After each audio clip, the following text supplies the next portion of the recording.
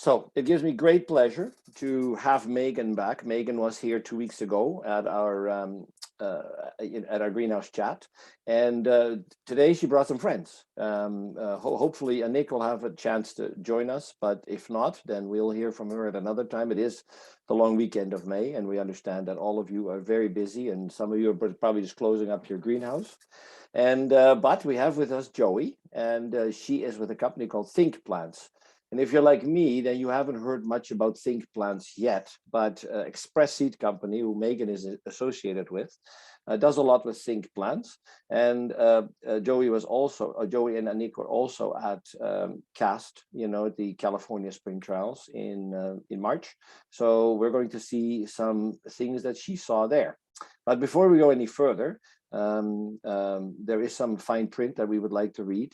The Greenhouse Chat is a group of growers who will share advice between one and another, and but we do not endorse any products or supply companies in particular. We just throw out suggestions and ideas, and so we are not biased to any product. We're not biased to any supplier. We just want everybody to have as many options as possible. And we hope you enjoyed this evening's presentation from Joey. All right, I'll take that as my cue. Yes. All right, so I assume everybody can see this, okay? We can, thank you. Yeah. All right, so I think what I'll do first is try to explain a little bit about Think Plants itself. I won't go too much in detail. If we need more information, we can follow up with Megan or myself later. But Think Plants itself is not a company. We are a brand that we established for growers, for the grower network. And the idea was to bring together like-minded breeders, suppliers, producers, young plant producers, all under a common umbrella, and come to market together with all of our assorted perennial product. Within that group, we have bare root supply, we have seed cuttings, we have liners. So it's a really good network of people. Right now, we're 14 participants strong and growing. And we partner pretty closely with Express Seed. Without them and their help in promoting these products and these companies, we wouldn't be where we are today. And we've grown quite a bit in the last few years. We're about 4 years old now. So this first slide just shows all the participants we have together with us. And one of the cool things about Think Plants that I'll just highlight right in the beginning is supply chain. That was one of the key things we went after when we developed Think Plants. And an example of that is how Danziger and Syngenta and Terranova all combined their perennials together into the same location for production, for cutting production. So basically that's saying 3 perennial competitors decided, hey, let's work together, join forces and make a stronger group of perennials for North America. With having done that, there's nobody else on the market that you can get a whole set of perennials from that has the depth and the breadth of supply that these guys do. So it's all out of Danziger in Guatemala. And they have, so all the Danziger perennials, Syngenta perennials, Terranova perennials, open genetic perennials all come from that same source. So it enables growers to fill boxes easily. They can also pack that with a lot of annuals that Danziger produces. So it's been a really good, I guess, partnership for all of us to come together. Likewise, Capitine, who do Calla, and Unix, who do bare root perennials, they're out of Holland. They partner together to breed things over. So we got a lot of this networking in supply chain. I kind of put this slide together just for more of an introduction because it can be confusing what Think Plants actually is. And basically, it's a marketing platform. We work on behalf of all of our participants, and we work on behalf of growers. We're trying to create efficiencies in communication in our marketing resources. You know, we all share the same catalog. We all share the same website. We do e-blasts together. Where we can, we consolidate supply chain. And we do this all to help the market find this product and have better access as growers. Megan, any input on kind of the Think Plants intro and how we've gotten started before I talk about spring trials? The only thing for Canada specifically is that boxes are shipped direct from Guatemala to Vancouver and then distributed to Alberta, Saskatchewan, and the prairies.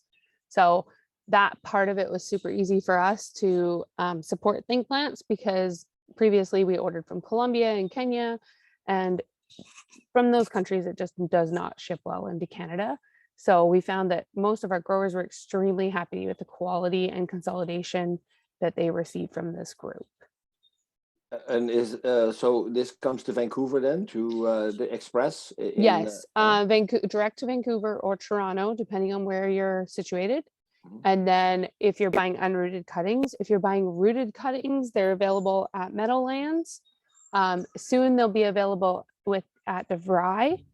And Michael, I believe you have some new items that you've been adding to your high Q offering. Yes. And hopefully we'll get a couple more people on board so that not both we can buy in Canadian dollars for the smaller greenhouses, but also just so that you guys have choices.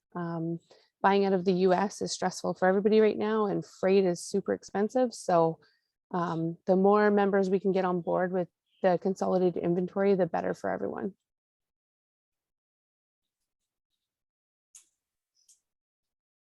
All right, thank you, Megan.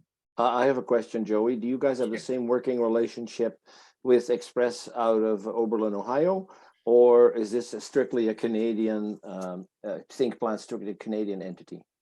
It's the same working relationship out of the team in Oberlin as well. Yeah. Okay. And they do the same thing? It gets bulk shipped to there and then redistributed? Or are those orders bigger that it goes directly to the grower? Most of those orders go directly to the grower. There is some consolidated shipping, but Danziger works with the logistics team at Express in Oberlin to get those shipped around. And they go best method. You know, we want to get these cuttings as quickly as possible to the growers. Most of them, I think, are coming in through Atlanta or Miami, which is close to Guatemala, and then distributed from there. Danziger has they're amazing partners to work with in the perennial cuttings. They have the highest quality product that I've seen coming out of Guatemala. And they bend over backwards to help us fix late orders and get product here on time at a high quality. And they have a whole offering too within their product line of calloused perennials. So sometimes you may want to speed up propagation or try to fit in another crop behind one you've got going. You may look at calloused, because some of these perennials you can cut off a couple of weeks using calloused. You can also get a higher percent take. They ship better often. So that's another thing that Danziger does offer. Okay, thank you. The other great thing that we forgot to mention is that ordering from Danziger, we can order right up till Friday, and they will still ship the following week into all our growers in Western Canada. So if anything gets frozen or delayed on the way, you can usually get a replacement order for the exact same week or the next week. So there's no other supplier at all that offers that service currently. I agree, because it's always 2 weeks. By the time you put in your claim, it's the cutoff has been, and then you're 2 weeks. And this year particularly, we had frozen replacements coming in too. So now all of a sudden you're 4 weeks behind.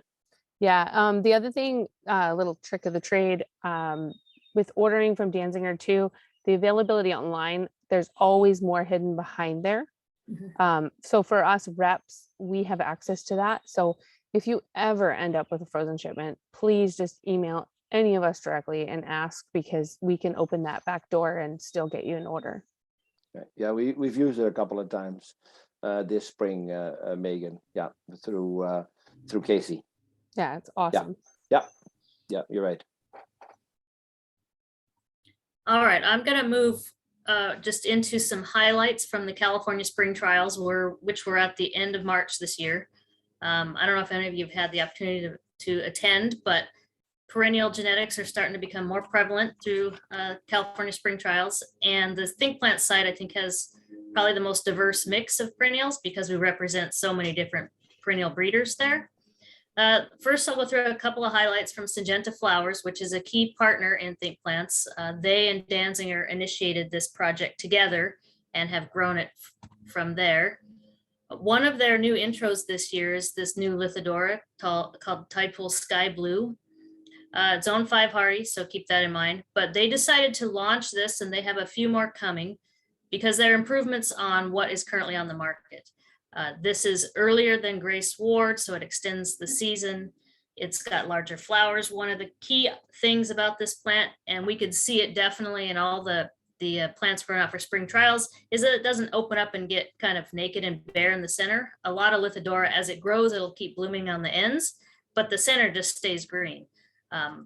And you can see this plant, it had been grown in Gilroy, California, and it had been already in bloom for a good 6 weeks, and it was still going strong by the time we had it at spring trials. So again, available as unrooted cutting out of Danziger, Guatemala, and where desired as a nice young plant input. These obviously as a early spring perennial would need to be planted in the fall, bulked up, overwintered, and then you get your early spring Lithidora. And this is one we had on display also. This is one of the key workhorse of the Syngenta lineup. This is a one-off phlox subulata called Flux Foxtrot. This is a zone 3 hardy perennial. It's got probably the largest subulata flowers I've seen on the market. And it is just, it always looks good. It's quick to bulk, it's quick to fill, it's got a long bloom time. Like I said, it's like a workhorse. Again, since it's an early spring perennial, it does require the bulking and the vernalization from overwinter. And then this is another brand new one, a new addition from Syngenta this year. They have the Lavender Javelin Forte series that they've had out for a while, and it's one of the premium Spanish lavenders in North America.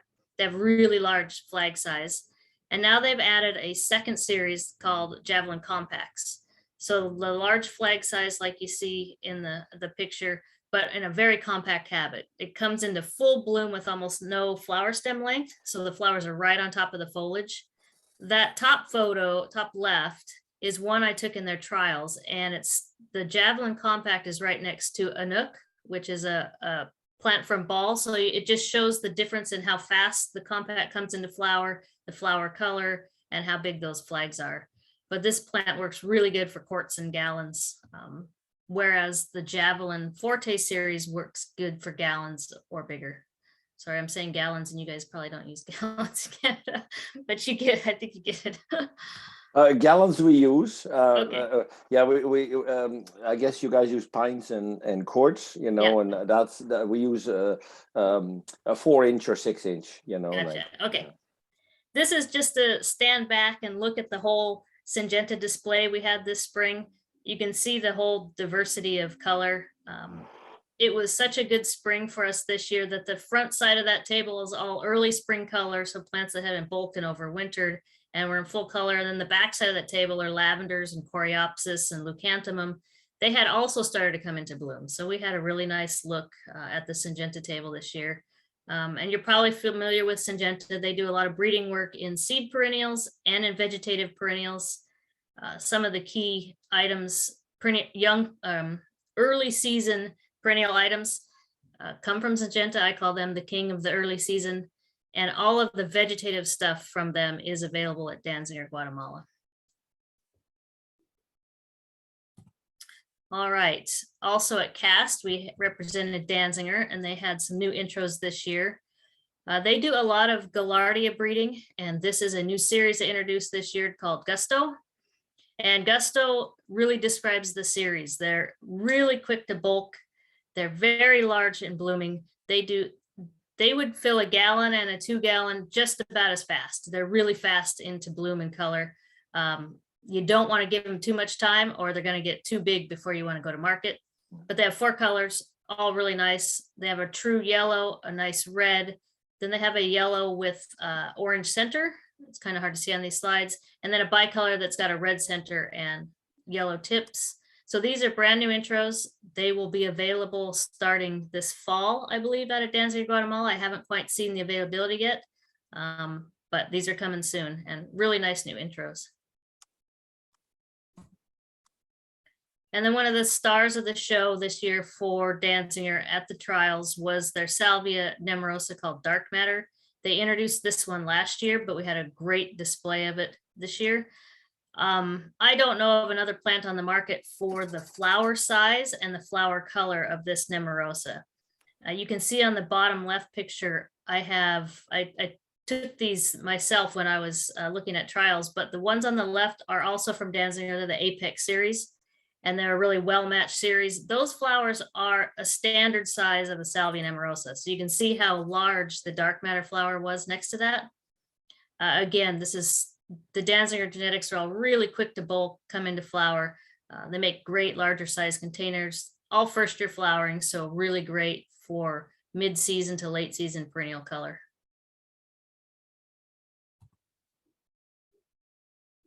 Another new intro for Danziger this year was the Firma Sand Gem lineup. They have 2 colors initially, but more are coming. They're both bicolor, very large flowers, and these are like the quintessential Sperma. They really spread well, they cover well, grow quickly. When in full sun, they're in full bloom, really nice. Fit really well in any kind of a heat, drought tolerant summer perennial program because they really tolerate low water. And here's the step back look at what the Danziger perennial table looked like. We had some combos put together with their genetics. We also represented some of their dianthus in the display, but most of their stuff, well, 100% of the items coming out of Danziger are first year flowering. They do well over bulked and overwintered, but they also can be programmable just through spring. Joey, Michael has a question on the Gaillardia. Yep. He has troubles when they get older and the plant fails, their stem rot. Anything you think you can do differently? So they kind of grow up and then fall apart in the middle. We see That's that right. a lot in Gaillardia. Gaillardia need a lot of space. That can help. Water management's a big thing. If they stay too wet, a lot of Gaillardia will collapse. Some do much better than that than others. I don't know what series you've worked with. Sometimes the seed genetics are a little less hardy or disease tolerant than the vegetative genetics. So you may try looking at that.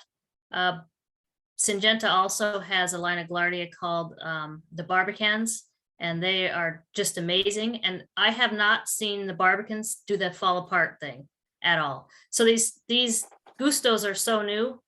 I haven't seen it yet, but I'm never going to say never because they're just coming onto the market and we really need to get them out and about to see how they do. But I can say that Barbican genetics from Syngenta, I have not seen fall apart at all. And they're really good, nice, compact, well-flowered Gaillardia. Okay. So we had new participants this year at spring trials. Keeft Seed has given us some of their product. Creekside Greenhouses, which is up in Ontario, Canada, and their hydrangea, we're working with them. And then Royal Van Zanten has given us some of their product to represent. So I'll go through a little bit of that in the next slides. But this is some of the new participants that have come on board to start growing our number to 14 people now. So this is a collection of seed grasses from Keeft Seed, and you all probably have heard of a lot of these because they've been around a while. So a big range of grasses. Most of them are pretty hardy. There's a few in the mix that are not. They're all from seed. And I think with the new push for mixed containers or foliage, having this, relaunching this seed line of grasses it's really good timing for that. There's 15 varieties in the series. We are also trying to work on getting some good plug production on these. So if you don't want to do seed directly, we can get plugs. But there's a lot of information on this color grass collection. So keep this in mind, especially if you're working on combos. Creekside Greenhouses, they are representing exclusively this new line of hydrangea macrophyllus called Bloom Champion. They have 3 launches that'll come out first, and they're building up availability. And there may be some of you may have trialed some, I'm not sure already, but Mysterious, blue and pink, Rosso Glory, red and purple, and then a Vibrant Verde comes in 2 variations of colors. At a Creekside, these are going to be pre-finished hydrangea liners, either the standard 4.5 inch or they have an XL size that's 6.5 inch. So these are for a quick production hydrangea. They're also all coming in that Bloom Champion branded container. You can choose to use it if you want, but it's not mandatory, but it does have it. So if you're a grower retailer and you just want to get a nice plant in, grow it out and get it into flower and put it right into the garden center in a nice container, it comes with it. So this is a fun new opportunity, I think, for Think Plants in Creekside. And then Royal Van Zanten, you all may be familiar with their Alstroemeria coloritas. They have brought those in under the Think Plants marketing umbrella. They have 3 variegated foliage options now, and one of them is brand new. It's got like crystal white flowers. So we're working on supply chain for these. Mostly it's rooted liners that come from TC input. And then they have this Limonium Salt Lake, which is a super heat tolerant, drought tolerant, hard to kill plant, tolerates poor soils, tolerates salt, so it does really well near ocean borders, and it tolerates being in the house. So I know Royal Van Zanten got a huge deal in Europe with IKEA, and Limonium Salt Lake is a big plant that they're promoting with IKEA in Europe. So it'll be a fun one to work with certain growers. And then Megan spoke of Young Plant Supply up in Canada. We're really excited to work with Express and opportunities up there as she gets things going. But this is our Young Plant Supply. We've started in the United States, Green Circle Growers in Oberlin, James Greenhouses in the Southeast in Athens, Terra Nova Nursery in Oregon near me where I live. Goalie Greenhouses in Colorado is a new addition. They are going to do a vernalized liner program for us. And then Head Start Nursery in California are going to focus a lot on seed perennials. So we're trying to, again, continue to fill in the holes of the supply chain and make a good rounded offering for growers. We also had some displays of some of our participants that we've had on board for the last few years. Kiwi Flora, obviously down from New Zealand. We represent their dianthus sent from heaven. This is a really nice collection of dianthus that all have very silver foliage, very fragrant, and a whole range of colors. Some of our favorites we had on display there. Terra Nova Nurseries is also a part of Think Plants. Their entire vegetative line is available through Danziger, Guatemala. But we also have brought on and representing a couple of their tissue culture lines. Their Northern Exposure Heuchera is one of those. We brought those on because they are the most, I think they can be grown in the most areas across North America of all Heuchera I've ever seen. The most versatile, I guess, when I say. They do really well in cold climates. They were bred to be super hardy. They persist really well in the landscape, overwinter really well. We also found they tolerate heat and humidity really well. There's a whole range of colors of those.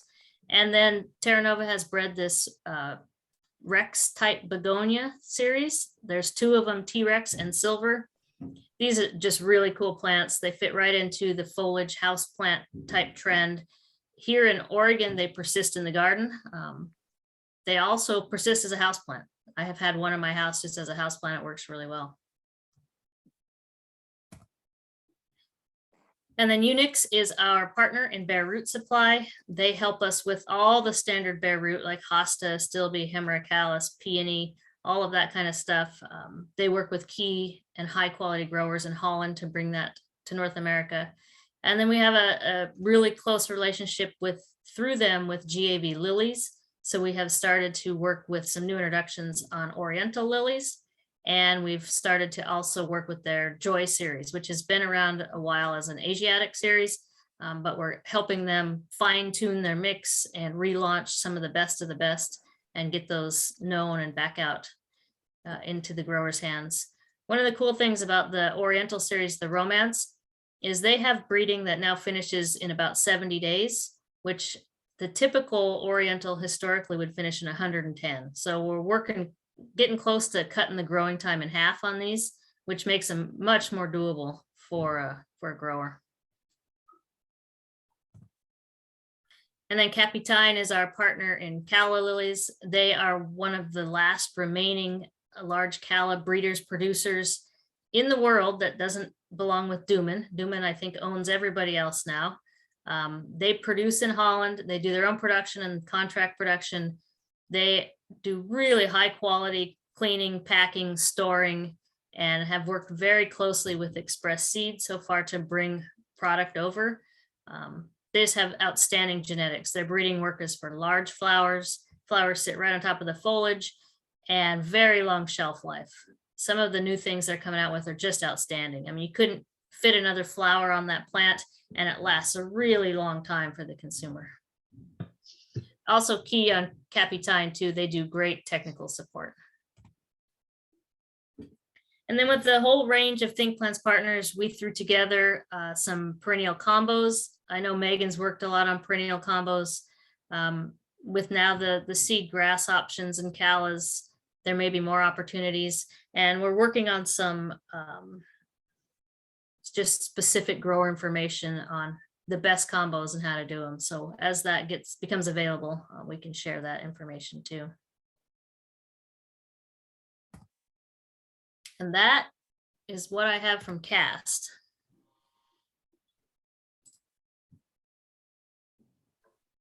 That is awesome. That is awesome. So did Think Plant have their own display? Yep, we have our own display yeah. with all of those participants. We display at the Syngenta site in Gilroy, California.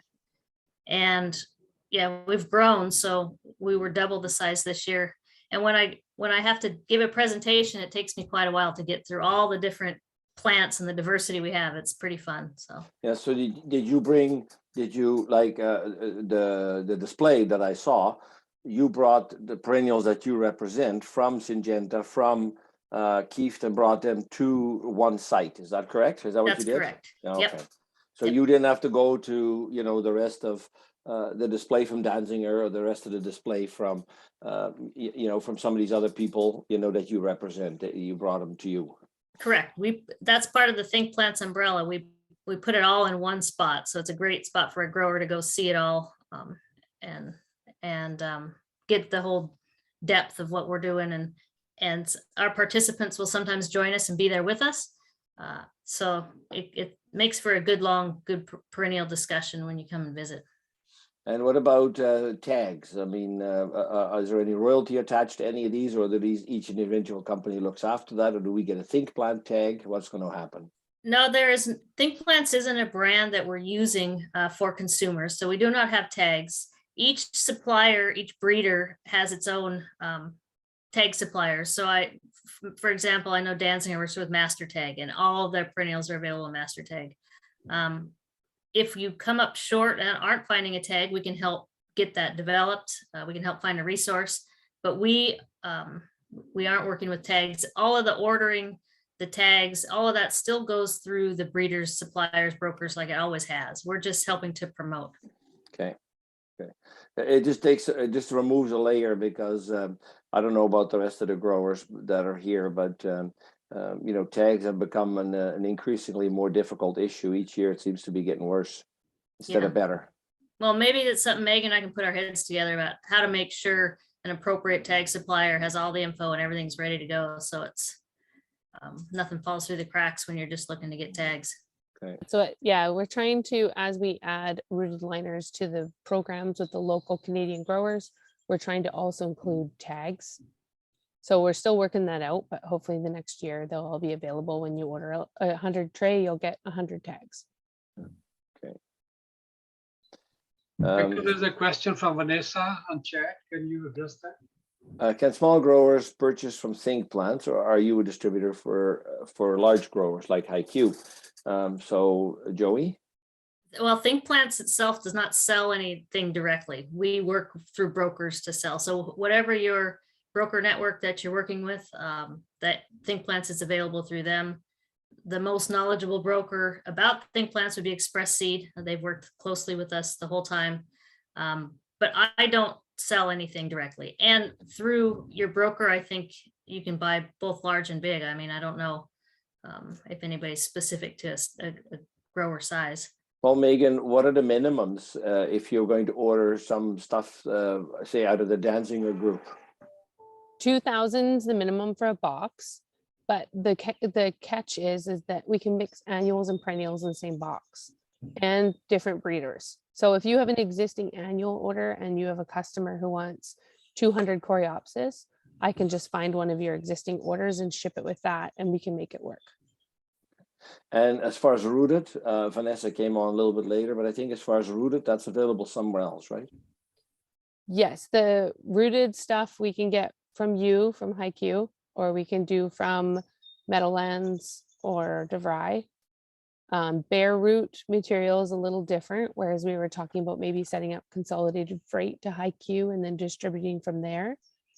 Or we can order into the Port of Michigan and then freight it up individually with mainland and bring it out into Alberta. Yeah, so there's some options, Vanessa. Okay. The other great thing is, though, a lot of these new perennials, they're not, you can grow them traditionally or you can grow them first year flowering.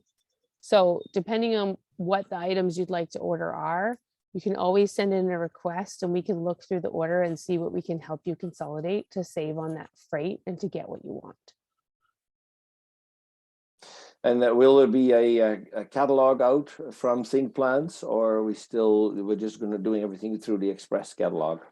There is a specific Think Plants catalog. I don't know if I have one sitting here. And there's a current one that's available if you want a box of them sent anywhere or through Megan. We have those available. And then we have a brand new one that will come out in July. That's for But the catalog 2020. includes everything. So it's kind of a nice handy thing to have. Okay.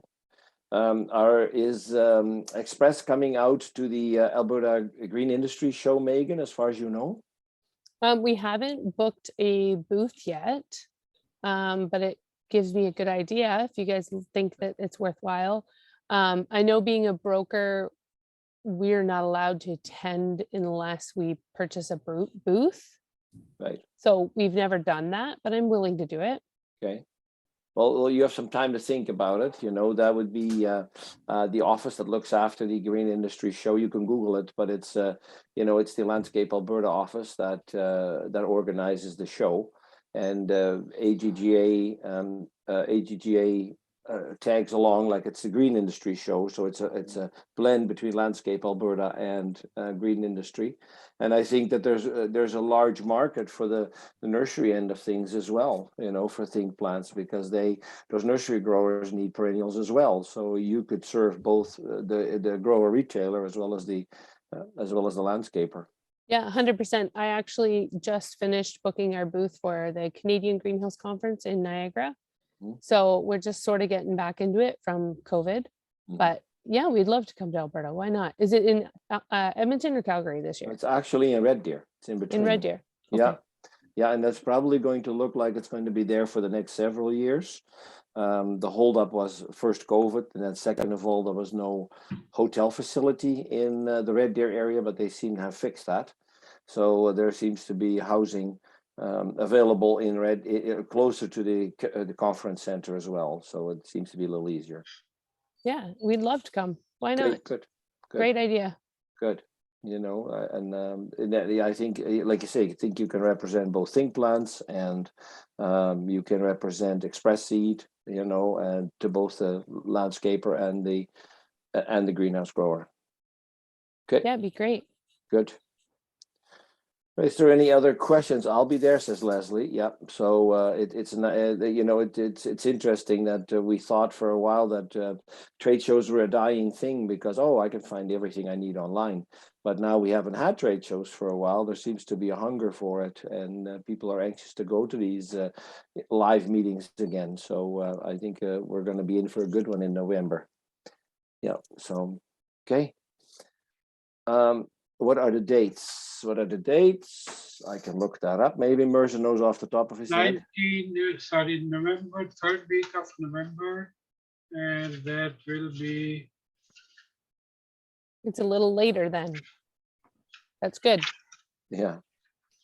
We'll be at Cultivate this year. If anyone's coming down there, feel free to stop in at Express or Think Plant and say hi to us. 17, 18. Yeah. Yeah, November 17 and 18. Michael, are we looking at a day before something for the AGGA or not yet? Well, Christy and I are on a committee that does a what we call Day of Discovery, So we have a day of the day before, so that'll be the Wednesday. It'll be an all-day event where the grower can participate in. No, actually, Mirza, we're going to do a bus tour this year. Have you talked about it? Because I have not heard anything. No, during one of the meetings we said we do a bus tour, because we would have like we always go to the Red Deer or the Edmonton or the Calgary area. We've kind of exhausted the places we can go to in November. So we were going to do a bus tour this year. That would be, I think we discussed last time, but it never materialized due to COVID. It was, so yeah, sure. Yeah. So well anyway, sometimes we do what's called the day of discovery, so which is the day before, so it's either a bus tour or this day of discovery. And it's kind of like speed dating, where we give 20 minutes, where people give 20-minute presentations to a group of growers, and we just go through the whole day, like 20 minutes at a time. It's kind of like we rely a lot on suppliers, to say, here you can introduce your company, you can tell us what you have, something like Joey did, for a presentation on new perennials that she saw at Cast, something like that, or we've done all kinds of things, over the years, but this year will be a bus tour, which will be interesting in itself. All right, Joey, thank you so much for joining us. And this was very cool. And I think that most growers hadn't heard of Think Plants yet before, especially because it's 4 years old, and that you represent pretty much solely perennials. And we, for some of you who've joined later, we are getting Joey and Megan and hopefully a Nick back on June the 20th, which is 4 weeks from now, which is how we scheduled our last greenhouse chat. And it's going to be where she's going to focus on perennials that are hardy for our area in specific. So she's going to just do a presentation on perennial options. We got a thumbs up. So okay, and that would of course be for next year, so it'd be very timely, as people start to plan over the summer what they're going to grow. So June 20th, tune back in. So Joey, thank you for your time. Thank you for the opportunity. It was a pleasure, and I hope you guys have a great evening. Yeah, thank you very much. You could stay, you don't have to, but sometimes the speakers leave and then I forget to say goodbye. So I didn't want that to happen. So. Okay, Megan, the same goes for you. Join us if you want. So Mirza, thank you very much. You're welcome. And thank you, Megan. Mirza, you had some questions that had come up in the last little while. And before you get ready, I think that we have experienced a cold, wet spring, and sales have been slow up till this date. And if some of the growers that are here can put in the chat, how the long weekend has been in Alberta. In the Edmonton region, we had 22 degrees today, so it was a fabulous day. And I think the parking lots are full everywhere. We fortunately have another weekend in May, which will really help sales. Some years you get 5 weekends in May, some you get 4. So we have another crack at the cat, next weekend. But just maybe type in the chat, how your long weekend has been. Did you see lots of customers? I've talked to some growers that have had a particular season or particular crop still on the bench that should have been gone, that should have been moved. And the second set of seedlings is waiting in the wings to be transplanted. And some growers have actually had to throw that seedling crop out because they were just getting too big. And the first crop is still kind of sitting on the bench. So Megan is saying last weekend was busier than this weekend. Interesting. I see the parking lots are full. I talked to Dietrich this morning, and he said he was scrambling. And Tasha is saying busy long weekend here up till now. This weekend, however, it has been down about 70%. Yikes. hoping we're more normal now. Vanessa, definitely slow for the first 2 weeks, but I usually underestimated today's busyness. Well, that's a good problem to have, Vanessa. And Leslie, yep, for no cold nights. Yay for no cold nights. We're finally having the spring sales that we need to start moving the product out the door. Yeah. So what happens, I was leading up to is if you have this crop in the greenhouse and the weather isn't participating, then your crop is getting bigger. Leaves are starting to overlap. 2 weeks ago, we talked about the problems that a person might have having a crop that's dense, and having a rotting foliage and things like that underneath.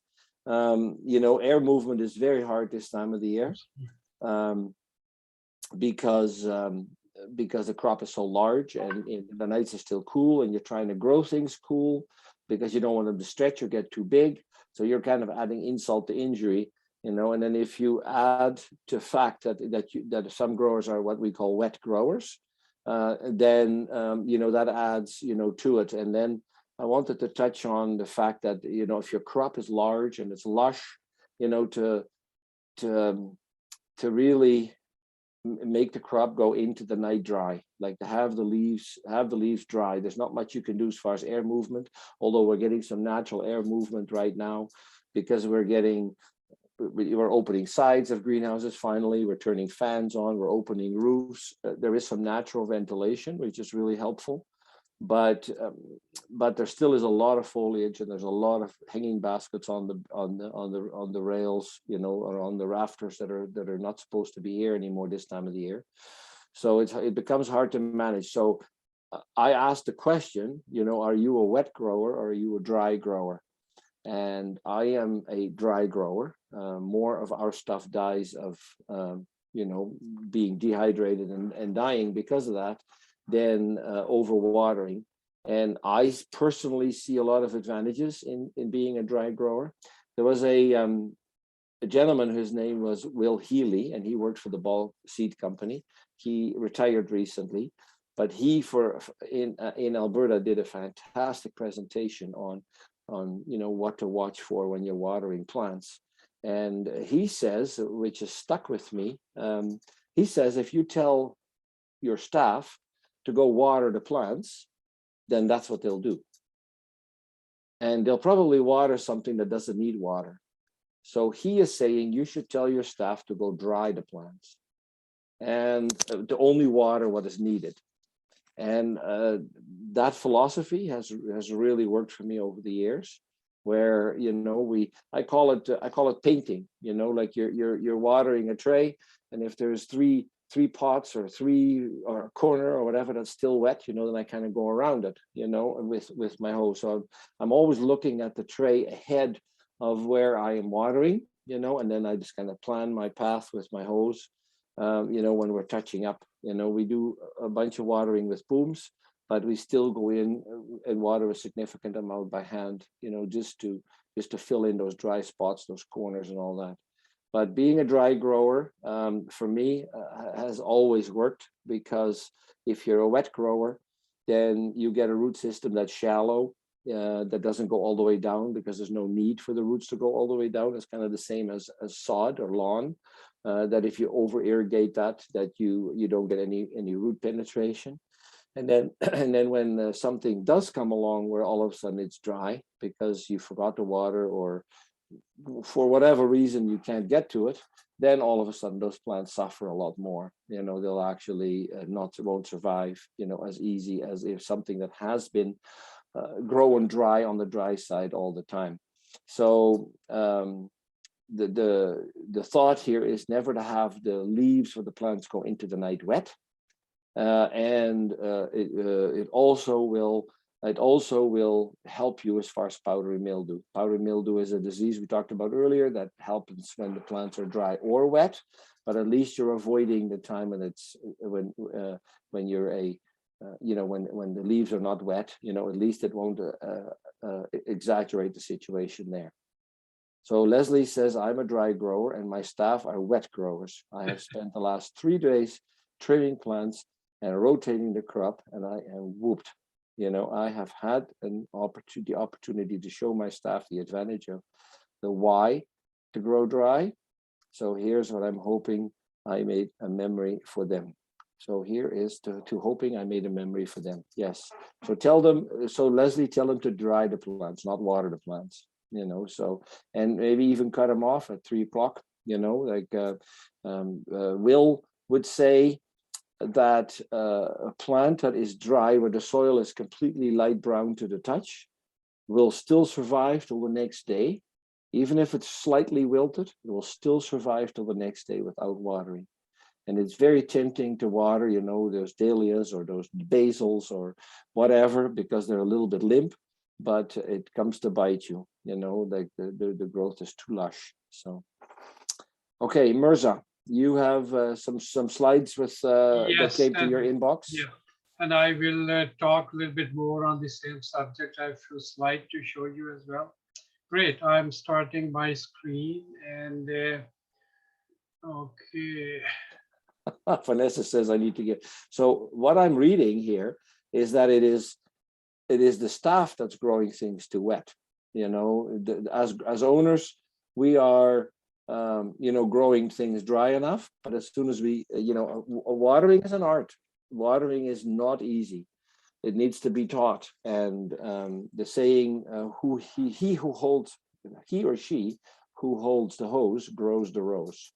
And you know, that's a very good saying, because that person can make or break the crop.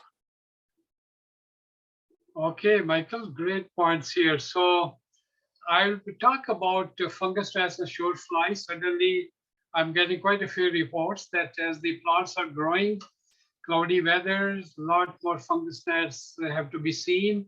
Fertilizer question, finishing feed, like Michael said, holding on the plants right now, maintaining color. A few virus pictures, keeping plants healthy and colorful, roots to shoot ratios.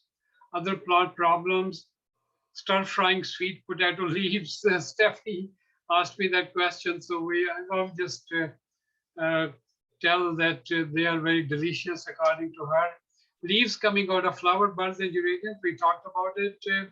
And cannabis clone get exposed to 12 hours of light, what happens?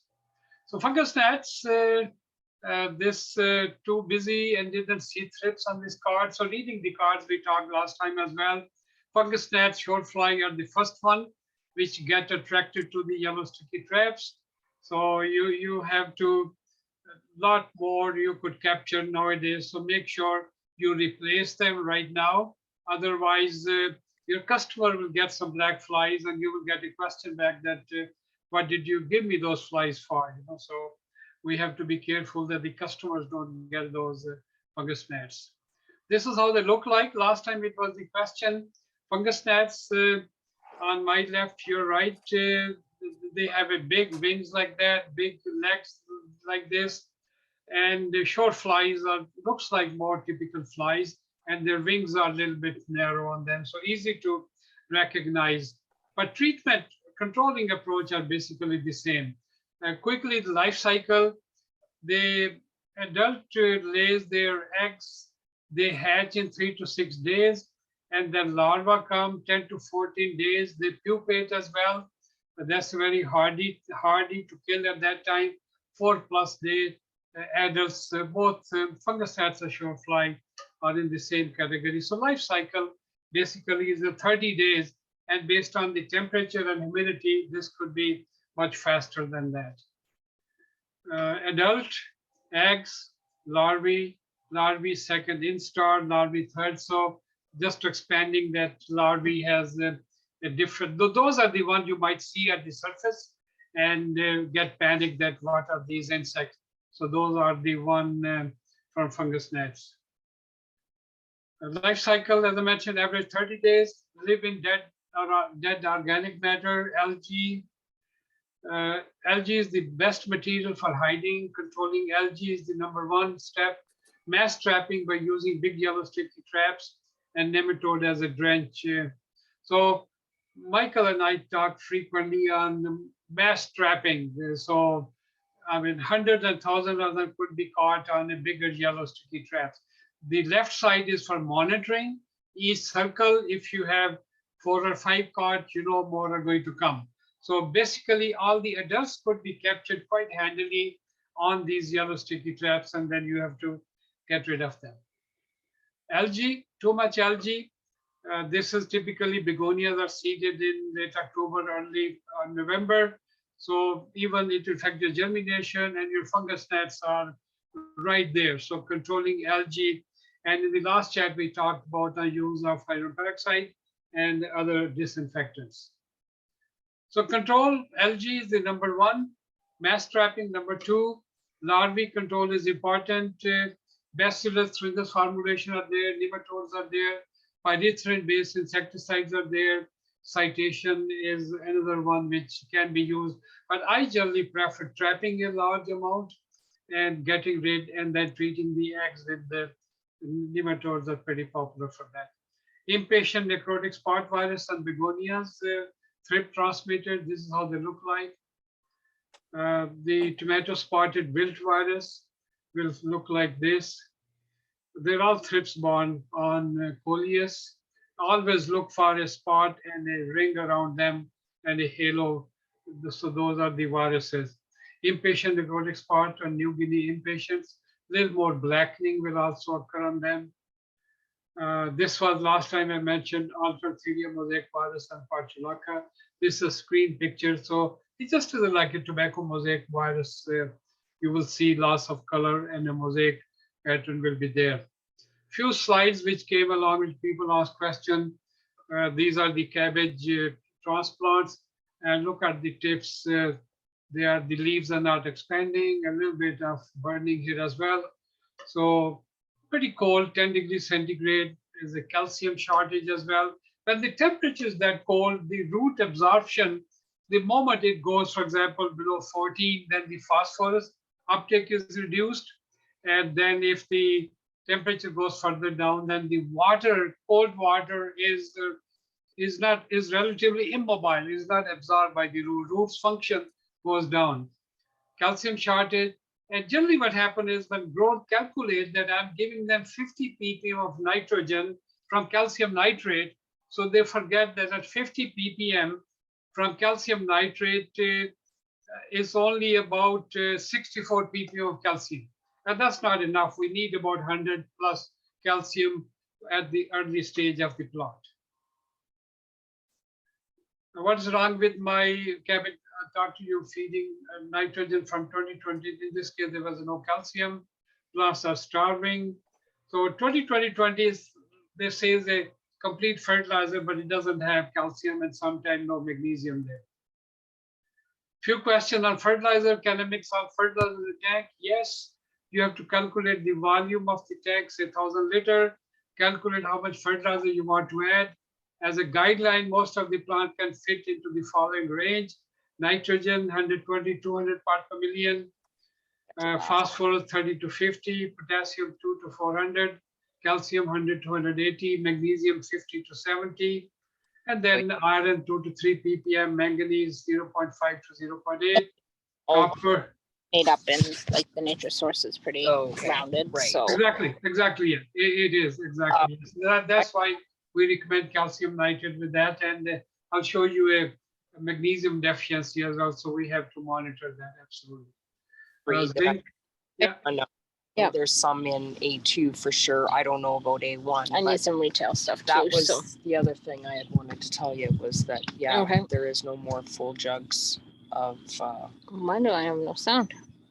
Beth, I think your microphone is on. Oops. Okay. Sorry. All good. Okay. All good. Zinc 0.15 to 0.2, boron, peppers lead up to 0.8 ppm, molybdenum 0.11 to 0.15, silicon 20 to 30 ppm. So how to mix fertilizer in a tank? Basically dissolve them in hot water and then put it in, then put calcium in, adjust the pH. So we have discussed that. So the advantage of mixing in a tank, or sometimes people use the injectors and then bring it to the, again, have a holding tank as well. All the fertilizer are mixed. You could add then your hydrogen peroxide, your xylitol, and adjust the pH before giving to the plants. If everything is done right, solution should be clear, no white precipitate. If using injectors, then use at least 2 injectors, one for NPK and one for calcium. 2 injectors are worth the investment. Last time Michael talked in detail. I mean, in some cases, people one day NPK, other day calcium. Ideal is that you have to give them together. So roots cannot wait for calcium for next day, and deficiency could occur, you see. And a good pH and EC meter is a must. Keeping plants healthy and vibrant, that's a challenge right now. Basically, what we recommend is that take phosphorus out of the fertilizer program right now, and medium nitrogen and potassium, calcium, magnesium, and sulfur. Basically, my formula is 0.5 gram per liter of calcium nitrate, 0.5 gram of magnesium sulfate, and 0.5 gram of potassium nitrate is a good feeding program. And plant would not grow leggy from once you're on this combined with the reasonably cool temperature. And this is a hardening and finishing feed. The grower sent me this calcium deficit. This is definitely calcium with there's a cupping like this taking place. But that could be, calcium was enough, but the climate was either too dry or too wet. So the calcium moves inside the plant with the transpiration. As the water is evaporating, calcium is immobile. So once it goes into the tissue, that's it. It's not going to move. Nitrogen, potassium could be moved from lower leaves to the upper leaves. Here is a situation with young seedling. I thought is a calcium magnesium deficiency, but I cannot rule out a herbicide drift as well. So whenever the cupping is like this on the first slide here, then my suspect is a little bit of 2,4-D as well. And sometimes high transpiration stress is also possible. So diagnostic is not an easy job to make a recommendation, but just want to show you, give you some knowledge and some clues there. This was the most interested from a bedding plant grower. She sent me these pictures and her question was what it is. So it is a bacterial blight in peppers, Xanthomonas, very infectious bacteria. It will spread with if you're hand watering them. So my recommendation was dispose them off, and she was a little frustrated. But this is what we want to say is our recommendation. The choice is yours, what you follow it or not.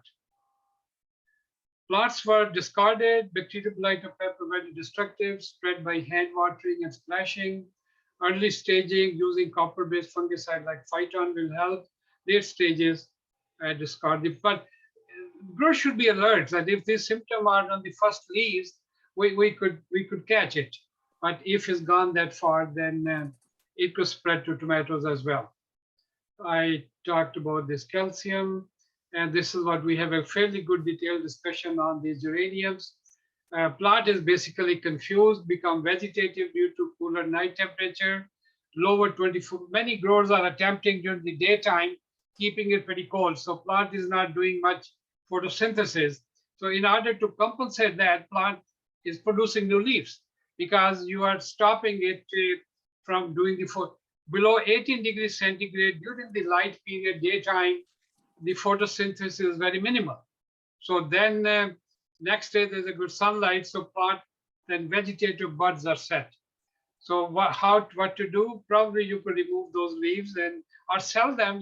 They look still beautiful. So magnesium deficiency at this time it's spray leaves with magnesium sulfate.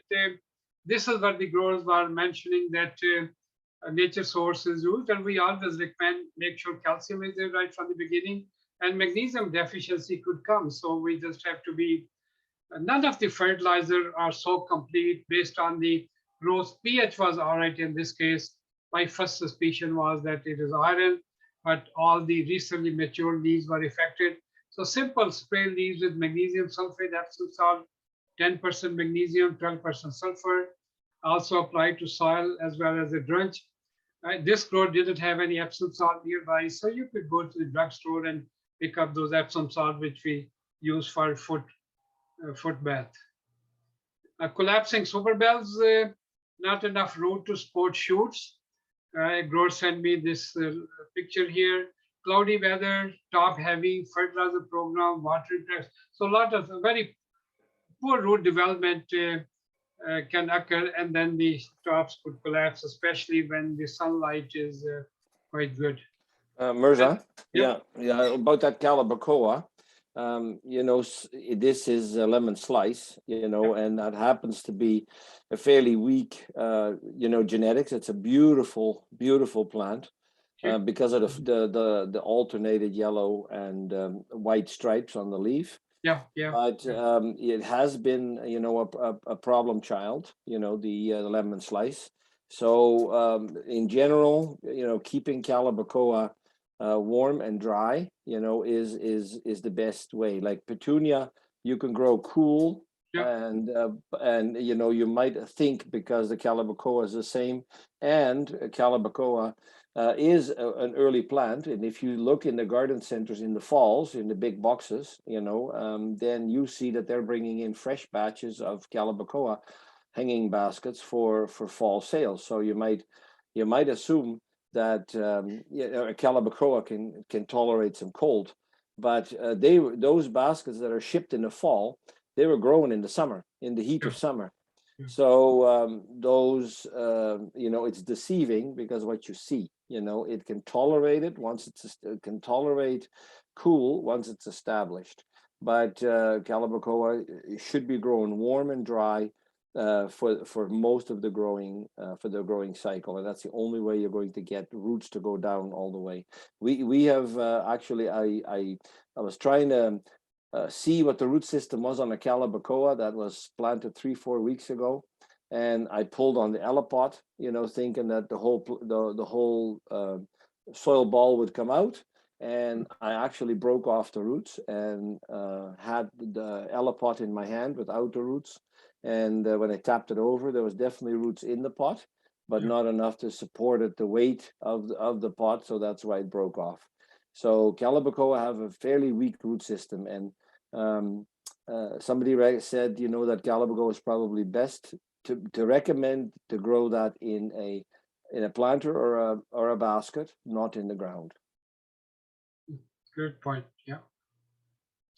Yeah, this is the picture I shared earlier as well.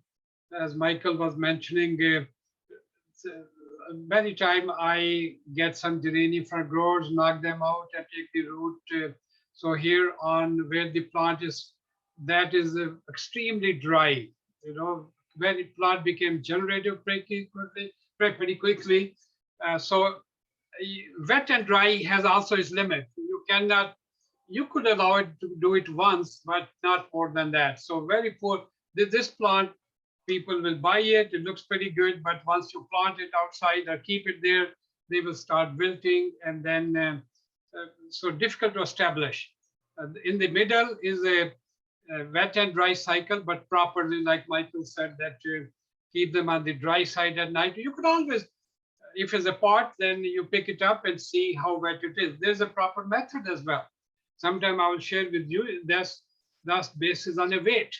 So for example, if you have a 6-inch pot, you have a growing media there, saturated, let it drain extra, and take the weight of a 1 liter saturated weight. And let's say it is a kilogram, 1,000 grams. And then if you want to keep the plant vegetative, good root development, you water them at about 75 to 80% weight. So let them dry to about 750 grams, then water them. And you could only do with 2 or 3 sample plants, not everything in the greenhouse. And then below 70% is a stress on them. If the plant become too vegetative, you want to have a flowering on them, then that's the approach. And on your left side, the plant is a little more vegetative, good root shoot development. Some flowers are coming up. So these plants will last longer.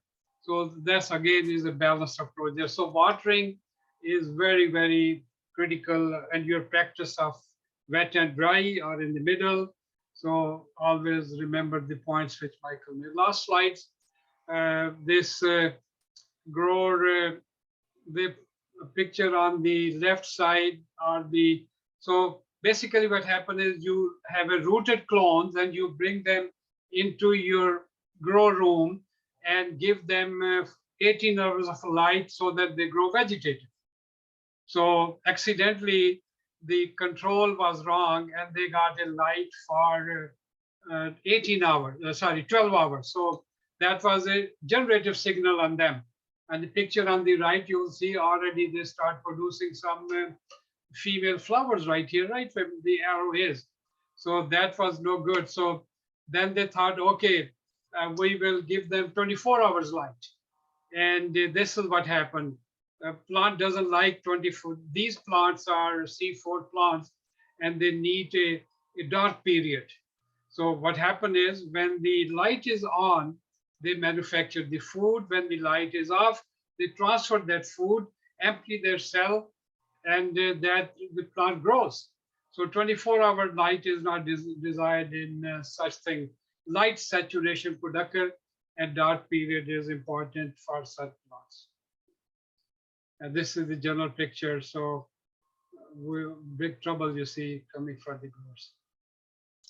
Okay, I'll stop sharing. And any question in the chat, if there were there any, Michael, or let's see here. I answered Leslie's when she said are the pebble stones to prevent fungus gnats, or is that perlite that's discolored? And I said, I know that grower.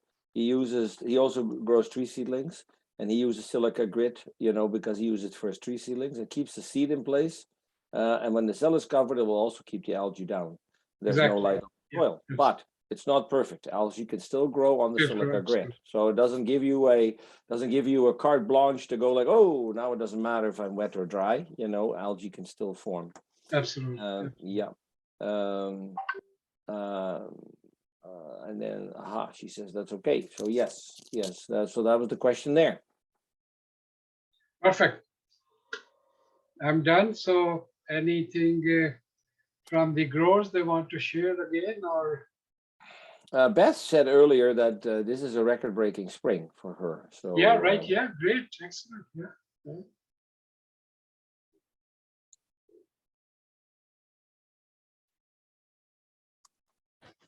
Dr. Mirza, I have a question. Sure.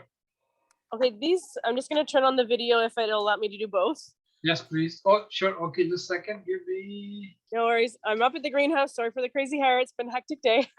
Okay, I will. Okay, yes, please go ahead.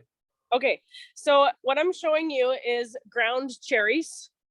So these are ground cherries. And what I'm looking at is the yellow on the top. Is that magnesium calcium deficiency? That more likely will be iron deficiency due to pH. So quickly check the pH in the growing media. Whenever the top growth, so young growth is affected, then it is iron deficiency mostly due to pH. Okay, so, and if the pH is too low, that's the problem? The pH will be too high, over 6.4. You're using Promix there?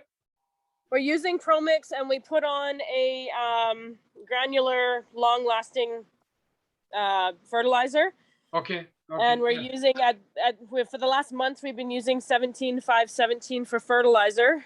And it's not getting any worse, but it's not getting any better. Our pH is below 6. Can you do a little close up on those yellow leaves? Zoom in with your camera. See, what Mirza is saying is that green vein and the yellow in between. One leaf I could see that. Yeah, that is, you know, that does look. So is this a plant, Mirza, that requires more iron than anything else? Yeah, absolutely. This plant does require more iron. So I don't know, 17-5-17. What's the ppm you're using from there, Vanessa? We're using 2400 through an injector, one at 100. Okay, no, but 2400, what EC? 2.4. Well, what do you mean 2400? 2400 ppm is what we have it set at. 2400 ppm. And it's running through the injector. So it's feeding 1 in 100. So it'd be, is that 240 parts per million then? Yeah. No. But on your injector, you have a dilution ratio of 1 to 100. Yeah. And in your stock tank, injector doesn't calculate your ppm. So you have a chart then to compare? No, they just said when I got it from Edwin. Edwin, Yeah, yeah. Yeah, he said to 2400 ppm would be so many grams per liter. Okay. And how many grams is that? I'll run to the other greenhouse because it's written on the wall. Yeah, would you mind? Because 2400 ppms would be enough to kill anything. Yeah, Very high EC as well. You're right. Yeah. I'll just quickly go over. Sure, sure. Yeah, we could watch you running, so that's okay. So lots of exercise today.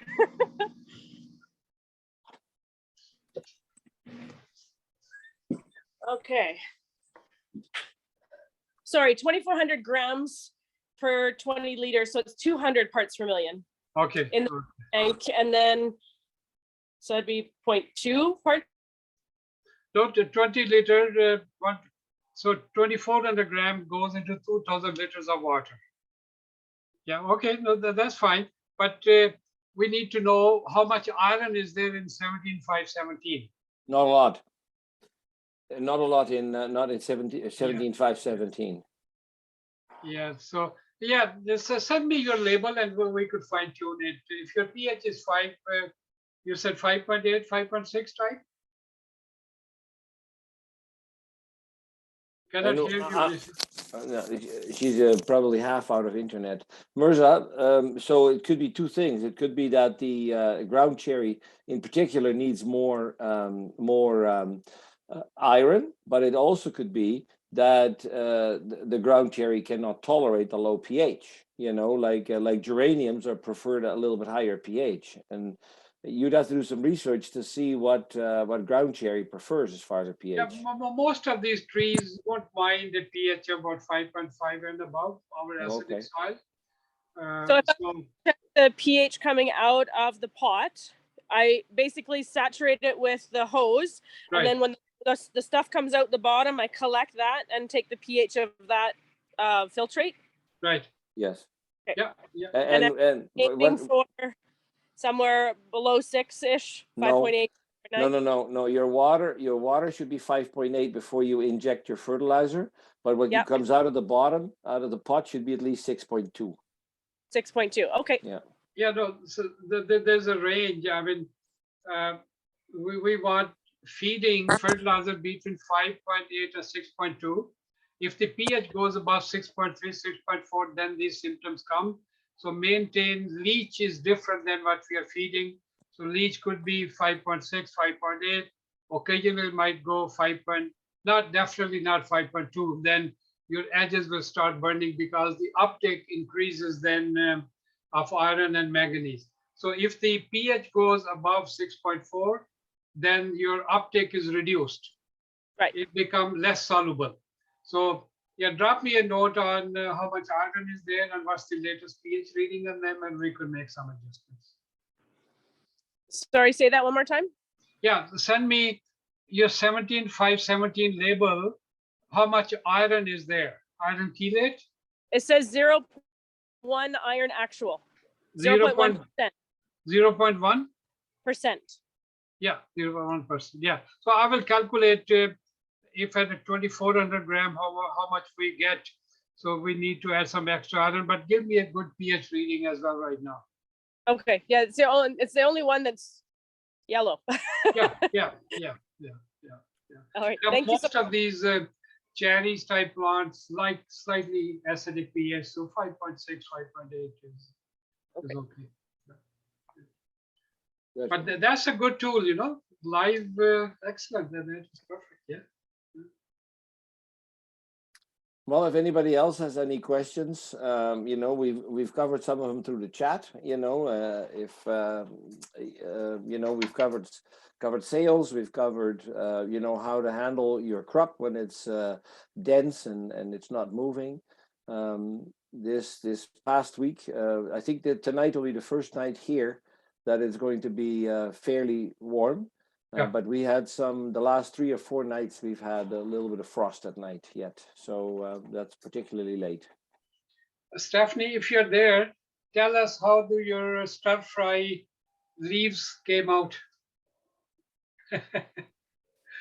We did it as a pasta. It wasn't even a full stir fry, and it turned out very well. There wasn't too many in there. So The sweet potato leaves, if anybody has them in their greenhouses, they don't have to be ours, of course, but they are edible, so you can sell them as greenery that way as well. So we've used them in salads. Anything that calls for spinach, we swap out for sweet potato leaves. And so your slips have gone in the field right now, or they're still in the greenhouse? They're still in the greenhouse. We have 5,000 sitting in a garage right now for pickup tomorrow, and that will be the first kind of commercial big order. We Okay. shipped to BC, Quebec, and Ontario last week. Oh, They were all under 2,000 slip orders, so we're rolling. I'm not out there nearly as much as my sister-in-laws and my mom because I'm all over the place with kids, but yeah. I'm in the house doing the paperwork side. And that picture you sent me, was it in the garage, that picture, or in the greenhouse? That was in the greenhouse. That was when we were clipping yesterday. So it was in 2 different spots that we found it. Yeah. And we cut it and put it in a bag. And I don't know if they put the bag in the burning barrel or if it's still there. I forgot to send you pictures yesterday. So when I popped on tonight, I remembered. When I touched it yesterday, there was brown on my fingers. Okay. But I don't know. I didn't play with it too much. I didn't want it to spread. So that is likely is a rust then, and sweet potato is an alternate host, but I'll find out a little bit more on that. Is a new crop and such things. All these rust species have an alternate host, like cedar rust is there. So I'll find a little bit more on that. Not only they complete their life cycle and this, but I have to find out that. But I'll be in touch on more. Stephanie sent me some pictures in which on the surface of the leaves, it looks like filaments have come out, that like that. So we'll follow up a little bit more on that. Yeah, and you can share the picture. I have no problem with sharing the picture. My phone's in another room now, so I can't even show you from it. I might be able to pop it up in email though. Okay. Stephanie, Leslie has a question. She's saying, so just to be clear, that only the edible sweet potato leaves are edible. Is that correct? So to my knowledge, there's no sweet potatoes that are not edible. Oh, Your ornamental ones, I believe, I could be wrong on this, but I believe that they are advertised as ornamental because they are out of our season. So there's like Covington is a 130-day variety. We don't get the heat units for a 130-day variety, or some of these other ones that are really long. So I don't know. A lot of the sweet potatoes I see in the retail greenhouses don't have a variety linked to them, but I don't see why they would not be edible. They've all come from the same kind of root. I could be wrong. You may want to reach out with your supplier on it, Leslie, but anything that I found, like in the Philippines and in your southern areas where they are growing in the tropics, they eat them. And I've talked to people who have visited down there or lived down there, and they are a staple. So I don't think the variety makes a difference.